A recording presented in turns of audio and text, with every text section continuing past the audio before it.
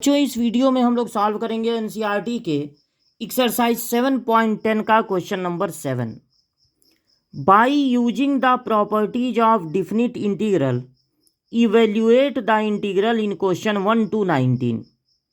मतलब definite integral की जो प्रॉपर्टी है, जो उसके फार्मूले हैं, उनका यूज करके हम लोगों को ये क्वेश्चन लगाना है। तो क्वेश्चन है, लिमिट है 0 से 1 x इंटू 1 माइनस एक्स पे होल पावर n। अब मान लीजिए इसको एक इंटीग्रेशन आई। अब आपको सोचना है कि इसका इंटीग्रेशन कैसे करें, कौन सी प्रॉपर्टी का यूज करें।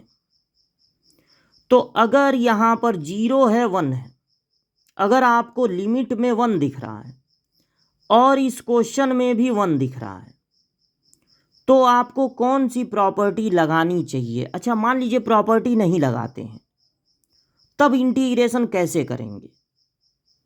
इंटीग्रेशन में कोई मल्टीप्लाई रूल नहीं होता है, और अगर इस पे पावर n है, इस पे होल पावर n है, तो मल्टीप्लाई रूल होता नहीं है। तो फिर करेंगे कैसे इंटीग्रेशन। अगर ये पावर इस पे होता है, इस पे, इस x पे, इस पे नहीं कोई पावर होता, x पे पावर n होता, तो इसका मल्टीप्लाई दोनों में कर देते और इंटीग्रेशन हो जाता।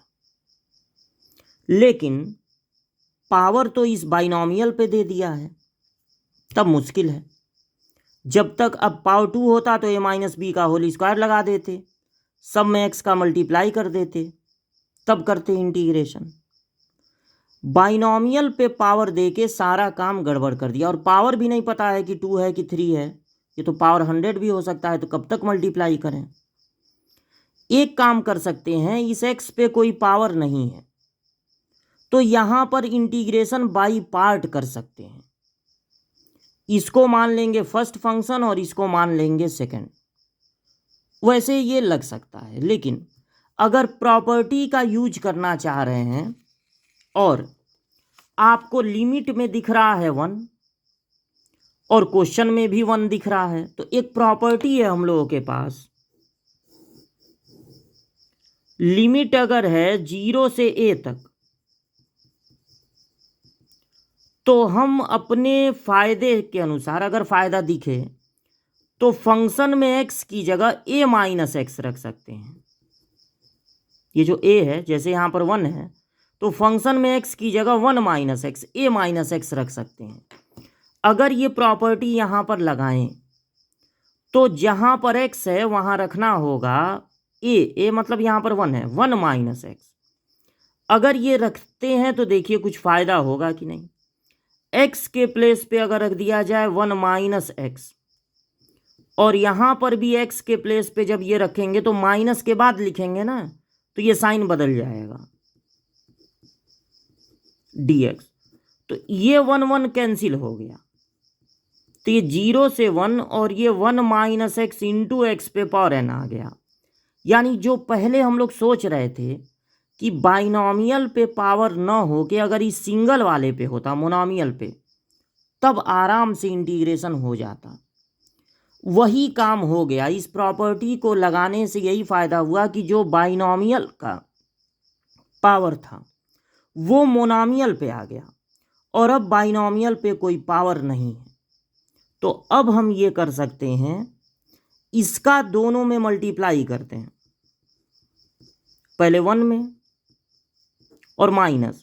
जब इसका मल्टीप्लाई इसमें करेंगे तो मल्टीप्लाई करने पे पावर ऐड होते हैं, तो n+1। अब इंटीग्रेशन कैसे होगा। x के किसी पावर का इंटीग्रेशन होता है, पावर 1 बढ़ा दीजिए, उसी से डिवाइड। इसकी पावर भी 1 बढ़ा दीजिए, मतलब +2 हो जाएगा, और उसी से डिवाइड। और लिमिट दे दिया जाए 0 से 1 तक। तो अब क्या करना है, अपर लिमिट रखनी है, लोअर लिमिट रखनी है, और दोनों को माइनस कर देना है। तो पहले हर x की जगह 1 रखेंगे, 1 पे पावर n+1, 1 पे पावर n+2, फिर हर x की जगह 0 रखना है, तो 0 पे पावर कुछ भी हो 0 ही आएगा, यहां भी 0 पे पावर कुछ भी हो 0 ही आएगा। अच्छा 1 पे भी, 1 का भी कितनी भी बार मल्टीप्लाई करो 1 ही आता है, तो यहां पर 1 पे पावर n+1 को 1 ही लिखेंगे, 1 पे पावर कुछ भी हो 1 ही आएगा।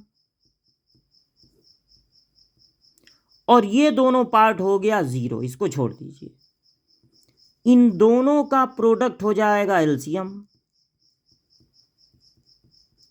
तो ऐसे क्रॉस में मल्टीप्लाई होगा, यहां n+2, जब माइनस के बाद इसको लिखेंगे 1 में मल्टीप्लाई करके तो साइन बदल जाएगा, n कैंसिल हो गया, तो 2 - 1 आ गया 1/n+1 इंटू n+2। ये हो गया हम लोगों का आंसर।